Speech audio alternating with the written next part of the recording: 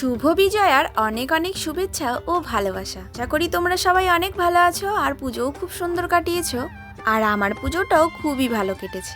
আজ যাচ্ছি বিজয়া দশমীর মাকে বরণ করতে। লাল টুকটুকে শাড়িতে আমাকে কেমন লাগছে অবশ্যই কিন্তু কমেন্টে জানিয়ে যেও। ও হ্যাঁ, আজকের ভিডিওটা শুরু করছি আমি আমার মামার বাড়ির থেকে। আজ যেহেতু ছিল বিজয়া দশমী, সেই উপলক্ষে আমরা সবাই মিলে চলে এসেছিলাম আমার মামার বাড়িতে। যতই মামা বাড়ি আসি তাই বলে কি মাকে বরণ করবো না? ডালা সাজিয়ে নিয়েছি আগে থেকেই। তো এই যে এখন যাব মাকে বরণ করতে, আর আমাদের সন্ধেও লেগে গেছে, যেতে যেতে একটু দেরি হয়ে গেল। তো চলো। সেই জন্যই মামিকে নিয়ে গিয়েছিলাম মাকে বরণ করতে। সত্যি বলতে পুজোর 5টা দিন খুব তাড়াতাড়ি দেখতে দেখতে কেটে যায়, যেন চোখের নিমেষেই শেষ হয়ে যায় এই 5টা দিন। আর এই যে চলেই আসলো মায়ের বিদায়ের পালা। তবে যাই হোক, মনে কষ্ট মুখে হাসি নিয়ে তো মাকে বিদায় দিতে হবে। আবারও কিন্তু সেই 365 দিনের অপেক্ষা। সারা বছর এই 5টা দিনের অপেক্ষায় থাকে বাঙালিরা।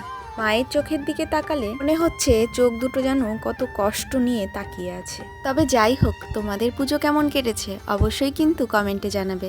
তো দেখো, আমি কিন্তু মাকে বরণ করে নিয়েছি, তারপর এখন খেলবো সিঁদুর খেলা। তবে হ্যাঁ, এই সিঁদুর খেলার পর্বটা আমার কিন্তু বেশ দারুণ লাগে। তারপরে আমরা এদিকে সবাই সিঁদুর খেলার পর্ব শেষ করে নিলাম, তারপর যাব বাড়ি। তো দেখা হচ্ছে পরের ভিডিওয়। ততক্ষণ সবাই সুস্থ থেকো, ভালো থেকো। আরও একবার বিজয়ার প্রণাম জানিয়ে শেষ করছি আজকের ভিডিওটা।